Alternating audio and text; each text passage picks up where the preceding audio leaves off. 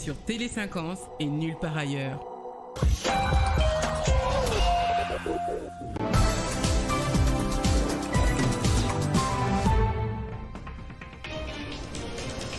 Gouvernement Patrick Mouyaye a débriefé l'actualité ce lundi avec la presse. Pour le ministre de la Communication, le pays fait face à des crises dans pratiquement tous les secteurs, mais la détermination du président de la République présage des solutions imminentes pour le bien-être des Congolais. Nouvelle loi de programmation militaire, c'est l'essentiel de l'échange entre les ministres de la Défense nationale et anciens combattants et le président de la Commission Défense nationale française. Il en ressort que la RDC n'est pas sous embargo. À l'Équateur, 40 morts dans un naufrage d'un convoi des éco-gardes à l'Institut congolais pour la conservation de la nature. L'accident s'est produit à 22 km de Mbandaka. La société civile de cette province appelle à des sanctions aux responsables. Nouveau journal sur Télé 50, bienvenue à tous. La République démocratique du Congo n'est pas sous embargo. Le pays est donc libre d'équiper son armée en collaboration avec n'importe quel autre pays du monde. C'est ce qui ressort de l'entretien entre le ministre de la Défense nationale et ancien combattant Gilbert Kambanda et le président de la Commission Défense nationale française Thomas Gassiot. Un entretien qui a porté sur la nouvelle loi de programmation militaire. C'est désormais plus qu'un objectif à atteindre, un lendemain meilleur pour l'armée congolaise. Le ministre de la Défense nationale et ancien combattant Gilbert Kabanda Kourenga définit ainsi les nouveaux agrégats de la coopération militaire avec tous les pays partenaires de la RDC. Le ministre de la Défense estime que ce nouveau cadre de coopération militaire se nomme la nouvelle boussole hybride avec double instrument majeur dont la nouvelle politique de la défense couplée de la nouvelle loi des programmations militaires.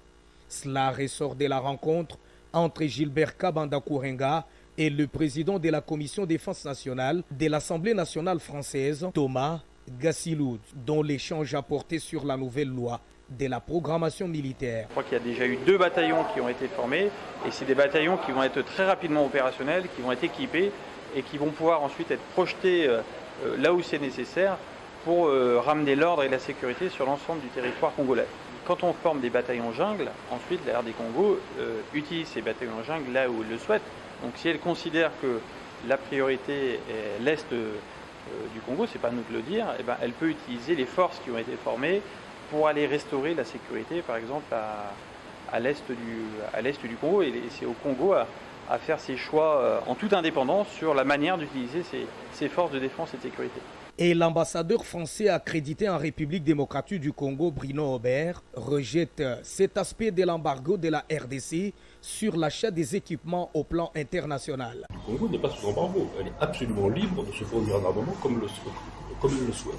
Et nous avons obtenu, c'était le souhait de Kinshasa, de réduire considérablement ces obligations de notification qui ne demeurent que pour un nombre très limité. Cette situation sur l'embargo appartient à l'histoire. La RDC est libre d'équiper son armée, a martelé les diplomates français. Et toujours dans ce sillage, le général d'armée Célestin Mbala a présidé la séance d'entraînement sur la reconnaissance des grades ainsi que la remise et reprise entre lui et son successeur, le lieutenant général Christian Chiwewe. Une séance qui vient démentir les folles rumeurs de la toile annonçant son arrestation devant son lieu de culte. Le chef d'état-major général sortant, le général d'armée Célestin Mbala Moutsensi, n'est pas en prison. Ici, il est devant les troupes ainsi que des officiers supérieurs et généraux sélectionnés pour la cérémonie des reconnaissances des grades et de la passation du commandement au sommet de l'armée congolaise. En posture calme, c'est Célestin Mbala qui a supervisé ces préparatifs devant les grands bâtiments de l'état-major général au Kankokolo, les généraux Chico Jérôme, Ichali Gonzajak, respectivement chef d'état-major général adjoint en charge des opérations et des renseignements, et les sous-chefs d'état-major général en charge des opérations. Profitant de son séjour à Kinshasa, la capitale, le gouverneur militaire du Nord Kivu, Constant Dima Kongba, y était présent pour la remise et reprise avec le chef d'état-major général adjoint chargé de l'administration et la logistique, le général-major Léon Richard Kassonga. Cette présence du général d'armée Célestin Mbala dément les folles rumeurs qui couraient sur les réseaux sociaux par rapport à son arrestation dimanche dernier devant son lieu de culte. Justice, sécurité, économie, développement, le ministre de la Communication, porte-parole du gouvernement, a lancé depuis ce lundi un nouvel exercice dénommé briefing hebdomadaire face à la presse. Patrick Mouyaya répondra désormais à toutes les questions brûlantes de l'actualité au moins une fois par semaine. Et pour ce premier numéro, il a notamment évoqué la situation des Kwamout qui retrouve peu à peu son calme, ou encore les inquiétudes de Félix-Antoine Tshisekedi sur le fonctionnement de la justice. Je vous propose de suivre un extrait choisi par Christopher Ochokoum qui y a personnellement pris part. Au Conseil des ministres du vendredi dernier, le président de la République s'est apaisanti sur la situation à Kwamout. Il a lancé un appel au calme où il a demandé, instruit le ministre de la Solidarité de préparer une mission humanitaire sur place. Vous savez que depuis le début de ces événements malheureux, il y a une mission gouvernementale qui s'était rendue sur place. Aujourd'hui, la situation est revenue au calme. Il y a près d'une centaine de milliers de Congolais qui sont déplacés, qui ont besoin de rentrer dans leur lieu habituel. Vous avez suivi, c'est que le président de la République a dénoncé tous les dérapages qui s'observent dans la délivrance de la justice, parce que c'est lui qui est des derniers remparts, le dernier ressort. Lorsque la justice est mal rendue, la population est en droit de lui poser des questions. C'est ainsi qu'il a interpellé les conseils supérieurs de la magistrature, mais aussi la ministre d'État, ministre de la Justice, par rapport aux passerelles existants, pour voir dans quelle mesure on peut remettre de l'ordre dans ces secteurs qui est le pilier de l'état de droit que le président de la République a toujours défendu. Le secrétaire Blinken était ici, il a dit que les Congolais ont raison parce qu'eux, ils ont détruit ce qu'ils avaient leur potentiel pour devenir ce qu'ils sont devenus aujourd'hui. Et donc, mais bien au-delà, il ne faut pas rester sur ces postures où les Congos doivent retirer 6 blocs, où le Congo doit faire ceci ou cela. Il a été convenu, au terme de la visite du secrétaire d'État, que nous allons mettre en place un comité de travail entre le gouvernement de la République démocratique du Congo et les gouvernements américains pour statuer sur ces sujets. Quelques semaines après les dernières nominations au sein des entreprises publiques, le chef de l'État, Félix-Antoine Tshisekedi, a poursuivi hier par des ordonnances lues sur les antennes de la radio-télévision nationale congolaise. La vague des nominations dans d'autres entreprises, dont la Société nationale de l'électricité, la Régie des eaux et les Foner, sont nommés à la SNEL au poste de président du conseil d'administration, Kisolo Kiele Samba Fumo, et au poste de directeur général Lucinde Fabrice, et comme directeur général adjoint Luamba Mouba Tedi. Sont nommés à la Régie des eaux au poste de président du conseil d'administration Thomas Maketa Lutete, au poste de directeur général David Chulumba, et comme directeur général adjoint Jean Bosco Mwaka. Et pour finir, au Foner sont nommés au poste de président du conseil d'administration Guy Ngoy, au poste de directeur général Pierre Ndongala, et comme directeur général adjoint Georgine Selemani Toudia. Je le disais au sommaire, naufrage d'un convoi des éco-gardes de l'Institut congolais pour la conservation de la nature à 22 km de Mbandaka, nous sommes dans la province de l'Équateur. Plus de 40 morts selon un bilan provisoire commis à la réserve des Ngiri. Ces éco-gardes revenaient du marché Windy Sekli. Ils ont utilisé les hors-bords de surveillance à leur disposition pour faire les transports. La nouvelle société civile de l'Équateur appelle à des sanctions et à l'interpellation du directeur général des l'ICCN. Oma Ndombe, le ministre provincial des Finances publiques, Dadi Ifambeka, a lancé ce lundi la campagne de riposte contre la Covid-19, deuxième phase, à travers toute l'étendue de cette province. Laquelle campagne touchera 207 700 personnes âgées de 18 ans révolus. Pendant ces processus, il est demandé aux personnes concernées par cette vaccination de se rendre à des différents sites de vaccination afin de bénéficier de leur première ou deuxième dose contre la Covid-19. Je lance solennellement la campagne de vaccination contre le coronavirus. Le ministre provincial de Finances de Maïndombe, représentant la chef de l'exécutif provincial Rita Bola, a lancé solennellement la campagne de riposte contre la Covid-19 deuxième phase dans toute la province de Maïndombe. Au total, 207 700 personnes âgées des 18 ans révolus seront vaccinées contre le coronavirus dans le Maïndombe afin de se protéger et protéger les autres contre la transmission de cette maladie dévastatrice. Du haut de la tribune centrale d'Inongo, les orateurs, dont le maire de la ville d'Inongo, le chef des divisions provinciales de la santé publique de Maïndombe, ainsi que le représentant de la gouverneure, ont exhorté la population de se faire vacciner car le vaccin est le moyen efficace pour éviter la contamination de coronavirus. Dans son speech orientation, le médecin chef d'antenne du programme élargi des vaccinations a indiqué que 3 sortes de vaccins sont disponibles où chaque personne fera le choix pour son vaccin. Et cela couvrira toute la cible car ils seront à une grande quantité. Cette campagne, il est question que nous puissions vacciner les gens de 18 ans et plus dans toute la province. Notre cible est de 207 700 personnes. Ça, c'est notre deuxième phase de la campagne. Et comme intrant que nous avions reçu, nous avons au total 237 000 doses qui se réparties en 2 antigènes. Johnson & Johnson, nous avons 188 000 doses et puis les Moderna, nous avons 48 000 doses. Pour rappel, bien avant cette cérémonie solennelle, une caravane motorisée est organisée à travers toute l'étendue de la ville d'Inongo afin de sensibiliser les personnes concernées à cette campagne qui ira jusqu'au 16 octobre prochain.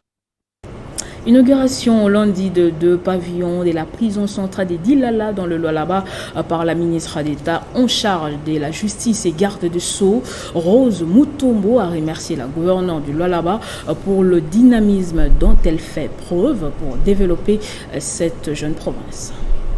C'est sous les auspices de la ministre d'État en charge de la justice et garde des Sceaux que s'est déroulée la cérémonie inaugurale de 2 pavillons de la prison de Dilala. Le procureur général près la cour d'appel du Lualaba a précisé dans son mot de circonstance que l'ancienne capacité de cette infrastructure pénitentiaire ne correspond plus à la nouvelle réalité. La gouverneure du Lualaba s'est dite satisfaite de matérialiser ce jour l'une des priorités de la vision du chef de l'État, Félix-Antoine Tshisekedi Tshilombo, et celle d'améliorer les conditions carcérales en RDC. Concernant le bâtiment rénové, on y trouve des bureaux équipés, une pharmacie, un dispensaire, un magasin pour stockage des vivres, des sanitaires pour hommes et femmes avec de l'eau chaude en permanence, un terrain de basketball, mais également des dortoirs pour hommes et femmes. L'autorité provinciale a appelé les gestionnaires à garder ces nouvelles infrastructures en bon père de famille. La justice est une émanation divine. À ce titre, de mon entendement, aucune étape de son processus ne devra être dénuée d'humanité et d'humanisme. C'est dans cette optique que moi-même ainsi que toute mon équipe gouvernementale, dans la vision du magistrat suprême, je cite son Excellence Félix-Antoine Tshisekedi Tshilombo, avions décidé d'améliorer les conditions carcérales de nos compatriotes séjournant dans les prisons. La ministre d'État, Rose Mutombo, a pour sa part remercié Marie-Thérèse Masuka Saini pour le dynamisme et la bravoure qu'elle incarne pour le développement de cette province, suivant la vision du chef de l'État. Et sur le continent, c'est une nouvelle étape de la transition qui s'ouvre au Tchad. Mahamat Idriss Déby a été officiellement investi comme président ce lundi 10 octobre. La cérémonie d'investiture a eu lieu à l'issue du dialogue national inclusif, tout de même boycotté par une grande partie de l'opposition et de la société civile. Désormais, les comités militaires des transitions, la junte militaire à la tête du pays depuis le décès d'Idriss Déby père en avril 2021 n'existe plus officiellement. Mahamat Idriss Déby Into peut donc être considéré comme seul maître à bord du bateau en séjour. Nommé président de la transition qui durera 24 mois par une charte à l'issue d'un dialogue national inclusif. La nouvelle charte renforce en outre son pouvoir, c'est lui et qui va désormais nommer les premiers ministres et les gouvernements qui pourra de mettre quand il les voudra. Cette charte, révisée par le dialogue national dit inclusif, souverain, lui donne également la possibilité, s'il les désire, de se présenter à la prochaine élection présidentielle malgré l'injonction contraire de l'Union africaine. Dans son discours, Mahamat Idriss Déby Intos s'est donc fixé des priorités principales qui sont tenir au plus vite un référendum sur la forme de l'État et travailler au retour à l'ordre constitutionnel avant la fin de la transition. Il n'en est pas resté là. Le président tchadien a promis de mettre fin aux conflits intercommunautaires, améliorer l'accès aux soins, à l'eau potable ou encore lutter contre les pénuries d'électricité. Et pour les bons fonctionnements de la transition, Idriss Déby a promis de s'entourer d'un gouvernement dit d'union nationale. Et en sport, basketball engagé aux compétitions interclubs de la FIBA Afrique, les équipes de la Ligue provinciale de basketball du Haut-Katanga ont pris la direction du Cameroun ce mardi via Brazzaville. C'est avec un moral au zénith que les clubs louchois comptent aborder le premier tour des éliminatoires qui se tiendra du 12 au 14 octobre prochain au pays des Paul Biya.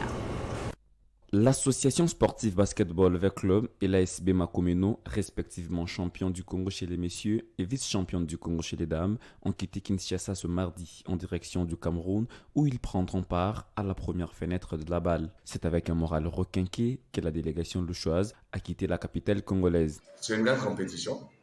Les équipes se sont préparées. Ils ont joué le championnat des ententes. Ils ont joué le championnat provincial. Ils ont joué la Coupe du Congo. Je crois que les athlètes sont suffisamment aguerris pour ne pas seulement aller participer. Et je crois qu'ils ont des ambitions. Casé dans le groupe B, l'ASB Club sera face à des adversaires coriaces, mais les dauphins noirs n'y vont pas en victime expiatoire. Ils nous ont rencontrés un peu en train de fouiner, en fait d'avoir le moyen possible pour arriver sur les lignes de la compète avec le président de la Ligue qui nous a quand même prêté la main forte. Mais malheureusement, on n'a pas tout réuni. Avec comme adversaire sur son chemin l'Université de Douala, Overose App Station du Cameroun et CNCS de Kinshasa, Makomeno compte également bien aborder son périple africain en se qualifiant au prochain tour. Jusqu'à ce jour, tout va bien et l'esprit est en état normal. Et les athlètes, tout le monde est prêt pour la compétition. Sur les lieux de la compétition, le club louchon a été précédé de BC Terreur et CNCS de Kinshasa, des autres représentants de la RDC aux interclubs continentaux. Et puis cette note en culture avec la musique, l'artiste congolais Fally Ipupa est désormais disque d'or certifié par le SNEP grâce à son projet Tokos, produit par le label Electra France et distribué par Warner Music France. Bonne nouvelle donc pour tous les Warriors de la planète, ces fans donc qui attendaient impatiemment cette récompense. Les contours dans ces récits de Rufus Lukanga.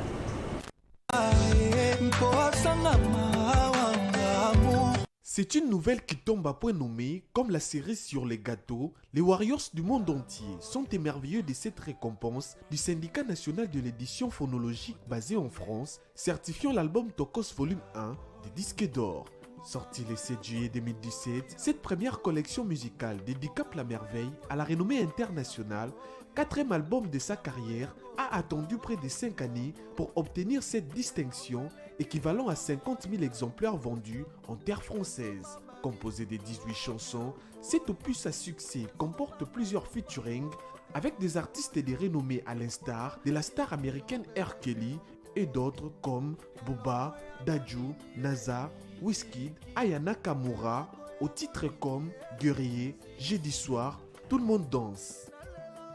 L'exception confirmait l'aigle, dixit le poète Chamfort. L'artiste voit ses efforts porter des fruits. Un mérite qui fait de lui le premier artiste musicien congolais basé à Kinshasa à être certifié disque d'or par les SNEP. Un couronnement qui suscite plusieurs polémiques dans les rues de Kinshasa sur la certification des récompenses au niveau international décernées aux artistes congolais. Ainsi, l'année 2022 pourra certainement être la plus belle de la carrière de Fally Ipupa. Outre cette certification, il est dans une trilogie musicale 100% rumba, clippée d'une suite scénique, de science-fiction, en passant par Seyo, pour un troisième titre attendu par les mélomanes. A noter également que son morceau Bad Boy, en featuring avec Aya Nakamura, est certifié single d'or. Des retours d'une randonnée musicale réussie en Afrique, en Europe et aux États-Unis, Fally Ipupa va à la fois célébrer son sacre et remercier le public à travers le méga concert prévu le 29 octobre au Stade de Martyrs.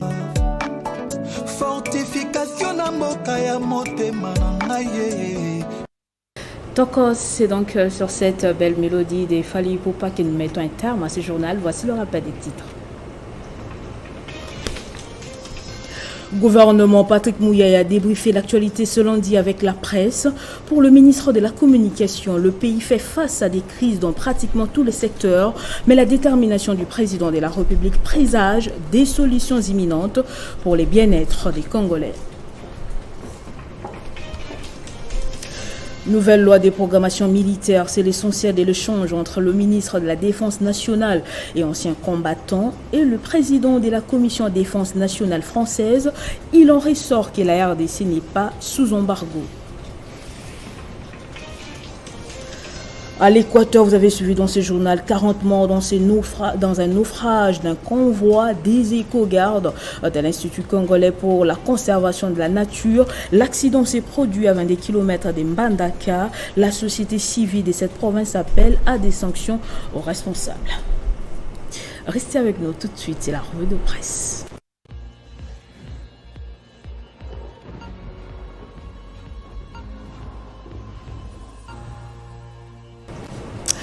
Et pour ce mardi, j'ai le plaisir de retrouver Bédrine King de l'autre plateau, côté du plateau. Bienvenue Bédrine. Merci Nathalie Yoko. En rouge et noir, la Saint-Valentin, non? Non, pas du tout. À la une de votre revue de presse, Bédrine, le premier briefing hebdomadaire de Patrick Mouyaya. Tout à fait Nathalie, les Congolais devront maintenant s'habituer avec cet exercice que le ministre de la Communication s'est encore ajouté afin d'éclairer l'opinion sur les délibérations du Conseil des ministres chaque lundi. Pour le cas d'hier, Patrick Mouyaya est revenu sur plusieurs points, mais la prospérité s'est beaucoup plus intéressée sur l'occupation de Bunagana par le 1-23 et les conflits interethniques de Kwamut.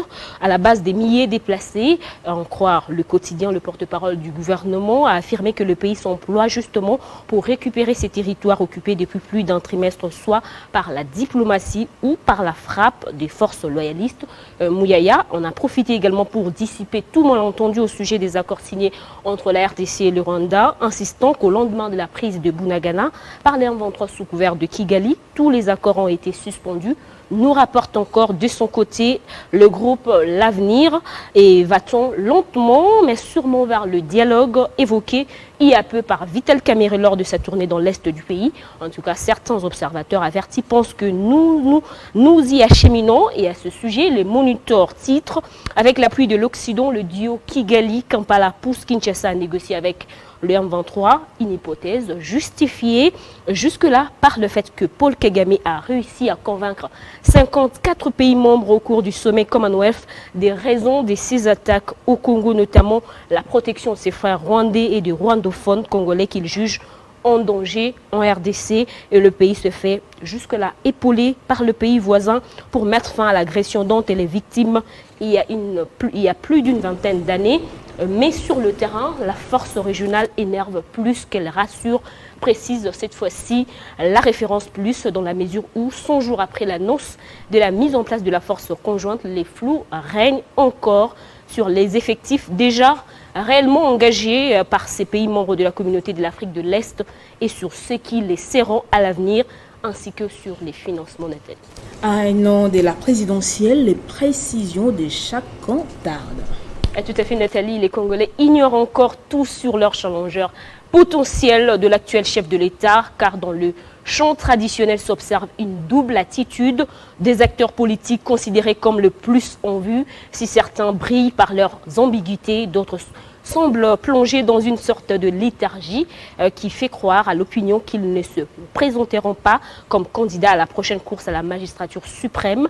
Cependant, face aux postures ambiguës et aux hésitations manifestes de certains de ces leaders, le docteur Denis Mukwege apparaît désormais comme un outsider, la nature ayant horreur du vide une dynamique autour de la candidature du prix Nobel congolais à la prochaine présidentielle s'amplifie, nous fait savoir Forum des As, même s'ils n'ont pas encore annoncé. Et à la veille des élections, les alliances Nathalie se font et se défont. C'est l'idée que nous pouvons nous faire des tensions qui montent d'un cran entre le camp Katumbi et Tshisekedi. Okapinews.net pour sa part révèle certains points à la base de cette divergence, entre autres le manque d'accord sur la mise en place de la nouvelle équipe de la CENI, le non-respect du cahier des charges soumis par Katumbi lors de son ralliement et l'autre signe de cette fracture, le clan Katumbi ne prend pas part aux réunions stratégiques de l'Union sacrée, mais les chairmen du tout-puissant Mazembe restent silencieux et abondants. Dans le même sens, le média en ligne Le Journal s'exclame « Présidentielle 2023, Caméré s'éloigne de Tshisekedi ». Pourtant, parti avec la bénédiction du chef de l'État, la tournée s'est transformée selon des témoins oculaires en une campagne d'autopromotion au cours de laquelle peu de place a été consacrée au programme du gouvernement, moins encore au soutien à la prochaine candidature de Félix Tshisekedi, constate ce quotidien. 2023, c'est dans quelques mois. On va patienter pour voir si les lignes vont finalement bouger. Effectivement, Nathalie. Mais dans l'entretemps, le gouvernement a pris acte du rapport des États généraux des sports et travaille dessus. Qu'en est-il exactement ? Et oui, Nathalie, le Moniteur a abordé à sa une le succès du rapport final des États généraux de sport organisé à Kisantu dans la province du Congo central. La 72e réunion du Conseil de ministres tenue le vendredi dernier a pris donc acte du dit rapport pour une mise en place d'un observatoire national de suivi sur l'application des résolutions de Mbuela Lodge après insistance de Serge Condé sur ce point qui en soi a été une recommandation majeure des 120 participants ayant pris part aux assises des États généraux de Mbuela. D'après les confrères, c'est un pas de géant dans la quête de Serge Condé, donc ministre de Sport, à la rencontre des attentes du chef de l'État et des Congolais amoureux des sports comme Nathalie Yoko. Oh, merci. Vous avez prévu un sujet assez léger, Bédrine, promotion de l'entrepreneuriat de jeunes. Plusieurs personnes ont été primées. Oui, Nathalie, c'est dans le but de rendre hommage aux acteurs religieux, culturels, économiques et sociaux qui exercent dans leur domaine respectif que l'agence en communication Bravo X a primé les gynécologues Antoine Moda, l'apôtre Tambulu Koki et Cédric Lungu Kibal, consacrés de nouveau lauréats du prix de l'entrepreneuriat, souligne le phare. Et pour ce qui concerne Cédric Lungu Kibal, c'est un manager entrepreneur devenu une référence dans l'entrepreneuriat en RDC. Le jury a retrouvé plusieurs valeurs en ce jeune, notamment sa capacité de rassembler. Il est aussi initiateur du consortium ABC, Alliance des bâtisseurs congolais, un groupe d'intérêt économique comptant plus de 200 entreprises congolaises composées des architectes, des juristes, pour ne citer que ceux-là, Nathalie. Bédrine Kenge, merci pour tous ces détails. Merci à vous autant, Nathalie. Merci également à vous de nous avoir suivis de partout. L'information reste en continu en temps réel sur votre télévision.